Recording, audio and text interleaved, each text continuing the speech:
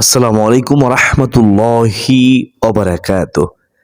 আমি গুনাহগার আজকে আপনাদেরকে এমন একটি দোয়ার কথা বলে দেব যে দোয়াটি সম্পর্কে রাসূলুল্লাহ সাল্লাল্লাহু আলাইহি ওয়াসাল্লাম বলেছেন, এই দোয়ার মাধ্যমে আল্লাহ তাআলার কাছে যা চাইবে মহান মালিক আল্লাহ রাব্বুল আলামিন তাই দান করবেন।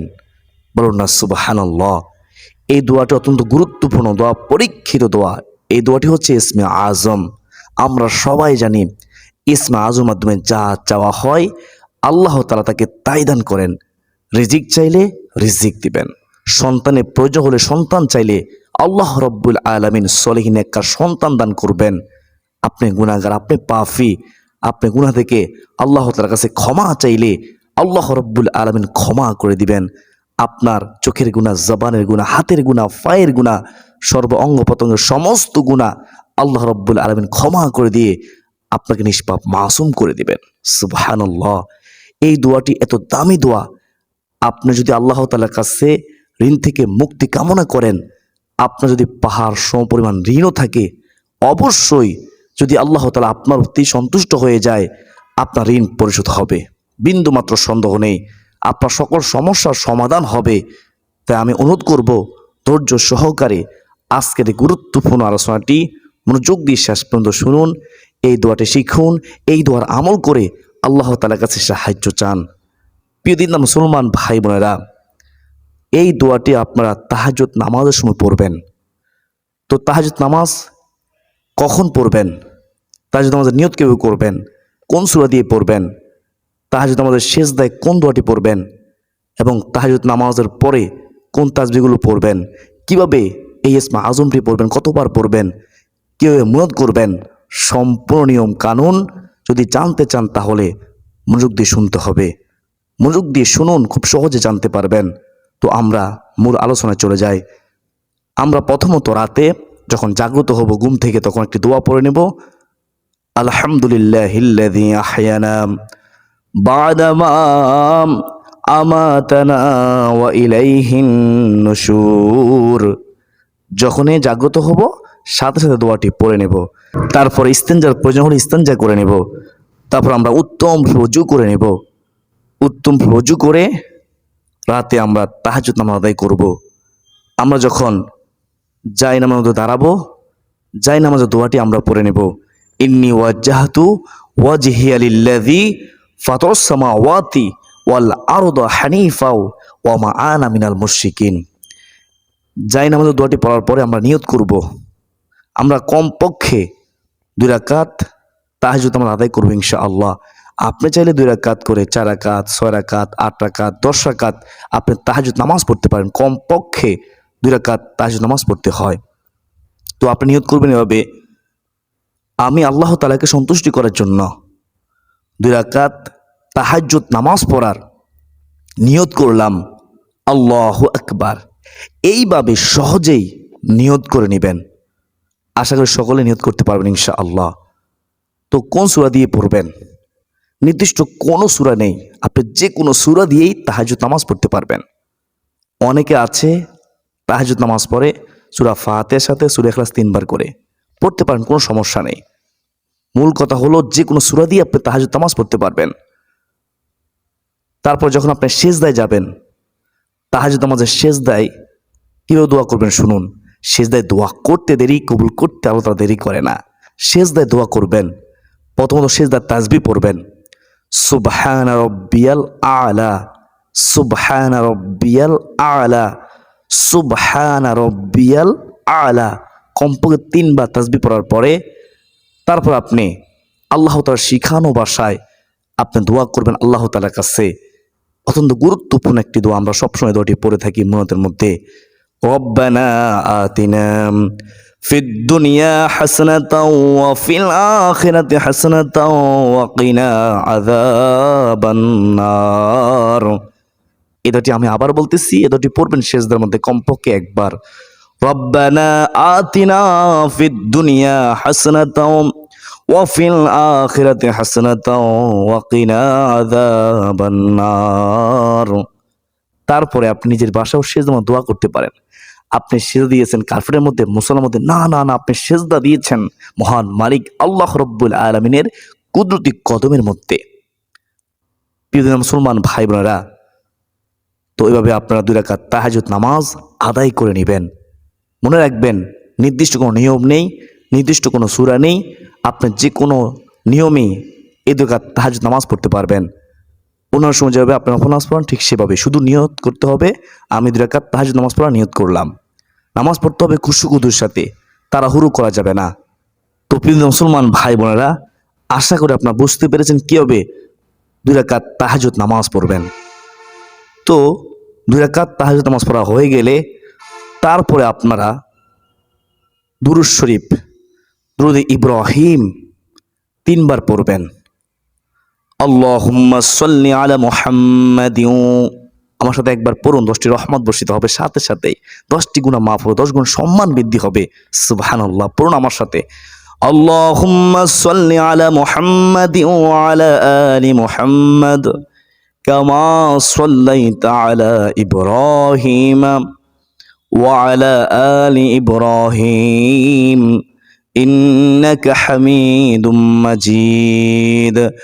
আল্লাহুম্মা বারিক আলা মুহাম্মাদিন ওয়া আলা আলি মুহাম্মাদ কামা বারাকতা আলা ইব্রাহিম ওয়া আলা আলি ইব্রাহিম ইন্নাকা হামিদুম মাজিদ। এই দুরূদ ইব্রাহিম শ্রেষ্ঠ দুরূদটি 3 বার পড়বেন মহব্বতের সাথে, নবীজির প্রেম ভালোবাসা অন্তর রেখে। মনে রাখবেন, দুরূদ শরীফ না পড়লে আপনার আমার দোয়া ঝুলন্ত অবস্থায় থাকে, এমনটা হাদিসের মধ্যে আছে। তো আমাদের উচিত হবে মহব্বতের সাথে দুরূদ শরীফ পড়া। তো তারপরে আপনারা এই ইসমে আজমটি 7 বার পড়বেন। কতবার পড়বেন? 7 বার পড়বেন। চাইলে আপনি বেশিও পড়তে পারেন। ইসমে আজমটি সম্পর্কে হাদিসে কি রয়েছে সংক্ষেপে একটু শুনে নেই। শূন্য মনোযোগ দিয়ে শুনলে আপনার কখনো ইসমে আজমটি পড়া থেকে বিরত থাকবেন না ইনশাআল্লাহ। শয়তান আপনাকে ধোঁকা দিয়ে এই দোয়া পড়া থেকে বিরত রাখতে পারবে না ইনশাআল্লাহ। হাদিসের মধ্যে আছে, এক ব্যক্তি ফরজ নামাজ আদায় করার পরে এই দোয়া পড়ে দোয়া করতেছে, তখন রাসূলুল্লাহ সাল্লাল্লাহু আলাইহি ওয়াসাল্লাম শুনলেন। শোনার পরে ওই ব্যক্তিকে, যে দোয়া করতেছে আল্লাহ তাআলার কাছে মুনাজাত করতেছে, রাসূলুল্লাহ সাল্লাল্লাহু আলাইহি ওয়াসাল্লাম তাকে বলতেছে, তুমি এখন মহান আল্লাহ তাআলার কাছে মন প্রাণ উজাড় করে দোয়া করো। তুমি যা দোয়া করবে, যা চাইবে, মহান আল্লাহ তাআলা তোমাকে তাই দান করবে। কারণ তুমি ইয়া জাল জালালি ওয়াল ইকরাম পড়েছ, ইসমে আজম পড়েছ। এটি ইসমে আজম। ইসমে আজম মাধ্যমে দোয়া করতে দেরি আল্লাহ তাআলা কবুল করতে দেরি করে না। সুবহানাল্লাহ। আমি সংক্ষেপে বলেছি, হাদিসটা আরো লম্বা আছে। হাদিসের মধ্যে আছে রাসূলুল্লাহ সাল্লাল্লাহু আলাইহি ওয়াসাল্লাম বলেছেন, এই দোয়াটি পরে যা চাইবে তাই পাবে। তো কতবার পড়তে হবে হাদিসের মধ্যে উল্লেখ নেই। আপনি চাইলে 1 বারও পড়তে পারেন, 3 বারও পড়তে পারেন, 5 বারও পড়তে পারেন, 7 বার পড়তে পারেন, আপনি আরো বেশিও পড়তে পারেন। তো কমপক্ষে ওজিফা আকারে 7 বার পড়বেন। ইয়া জাল জালালি ওয়াল ইকরাম, সহজ তাই না? এটা পড়বেন। ইয়া জাল জালালি ওয়াল ইকরাম, ইয়া জাল জালালি ওয়াল ইকরাম, ইয়া জাল জালালি ওয়াল ইকরাম।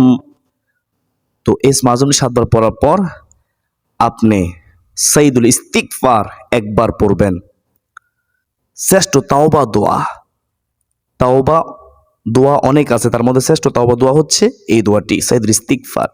আমার সাথে 1 বার পড়ুন, জীবনের সমস্ত গুনাহ মাফ হয়ে যাবে।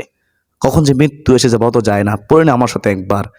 আল্লাহুম্মা আনতা রাব্বি লা ইলাহা ইল্লা আনতা খলাকতানি ওয়া আনা আবদুকা ওয়া আনা আলা আহদিকা ওয়া ওয়া'দিকা মাস্তাতা'তু আউযু বিকা মিন শাররি মা সানা'তু আবুউ লাকা বিনি'মাতিকা আলাইয়া ওয়া আবুউ বিযানবি ফাগফিরলি ফাইন্নাহু লা ইয়াগফিরু যুনুবা ইল্লা আনত।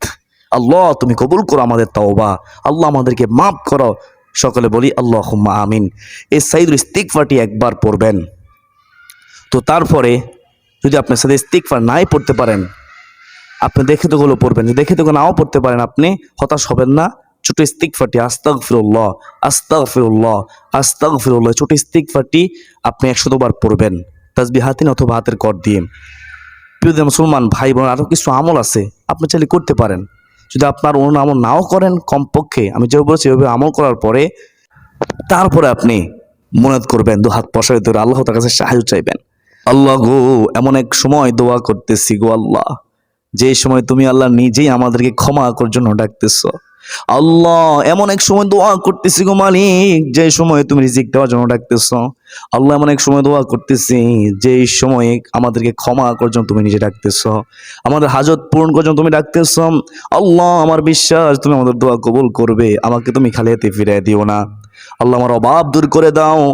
আপনি চাইবেন এভাবে মহাব্বতের সাথে, আপনি বিশ্বাস রাখবেন যে আপনি এমন ইসমে আজম পড়েছেন যে ইসমে আজম পড়ে দোয়া করতে দেরি দোয়া কবুল হবে। আমার নবীজি বলেছেন অবশ্যই দোয়া কবুল হবে। বিশ্বাস রেখে দোয়া করবেন, মনে বড় আশা নিয়ে দোয়া করবেন, মন প্রচার করে চাইবেন। যদি চাওয়ার মতো চাইতে পারেন, আল্লাহ তাআলার দরবারে কোনো জিনিসের অভাব নাই, অবশ্যই আল্লাহ তাআলা আপনাকে দান করবেন। আপনার যা প্রয়োজন সব কিছু আল্লাহ তাআলা মিটিয়ে দিবেন ইনশাআল্লাহ। প্রিয় মুসলমান ভাই বোনেরা, আল্লাহ রাব্বুল আলামিন আমাকে, আপনাকে, আমাদের সবাইকে তাহাজ্জুদ নামাজের সময় কষ্ট করে উঠে তাহাজ্জুদ নামাজ আদায় করে দুরূদ শরীফ পড়ে ইসমে আজম 7 বার পড়ে, তারপরে সাইয়্যিদ ইস্তিগফার 1 বার পড়ে অথবা আস্তাগফিরুল্লাহ আস্তাগফিরুল্লাহ 100 বার পড়ে দু হাত প্রসারিত করে আল্লাহ তাআলার কাছে সাহায্য চাওয়ার তৌফিক দান করুন। সকলে বলি আল্লাহুম্মা আমিন। প্রিয় মুসলমান ভাই বোনেরা, আপনারা এইভাবে এই নিয়মে একটানা 3 দিন কষ্ট করে রাতে ঘুম থেকে জাগ্রত হয়ে তাহাজ্জুদ নামাজ আদায় করে এভাবে আমলটি করুন। ইনশাআল্লাহ আপনি যখন 3 দিন আমলটি করবেন, তারপর নিশ্চয়ই ফলাফল থেকে অবাক হয়ে যাবেন। চাইলে আপনি প্রতিদিন আমলটি করতে পারেন। প্রিয় মুসলমান ভাই বোনেরা, সর্বোপরি কথা হলো হালাল খাদ্য খেতে হবে, হারাম থেকে বেঁচে থাকতে হবে। অনেকে আছে হারাম ভক্ষণ করেন আবার আমলও করেন, তখন আপনি অভিযোগ করেন যে আপনার আমল কবুল হচ্ছে না। আমল কীভাবে কবুল হবে? আপনাকে হারাম ছাড়তে হবে, হালাল খাদ্য গ্রহণ করতে হবে। আল্লাহ তাআলা আমাদেরকে সঠিক বুঝ দান করুন। আল্লাহুম্মা আমিন। আসুন এ পর্যন্ত সকলে সুস্বাস্থ্য কামনা করে বিদায় নিচ্ছি। ওয়া মা আলাইনা ইল্লাল বালাগ। আসসালামু আলাইকুম ওয়া রাহমাতুল্লাহি ওয়া বারাকাতুহু।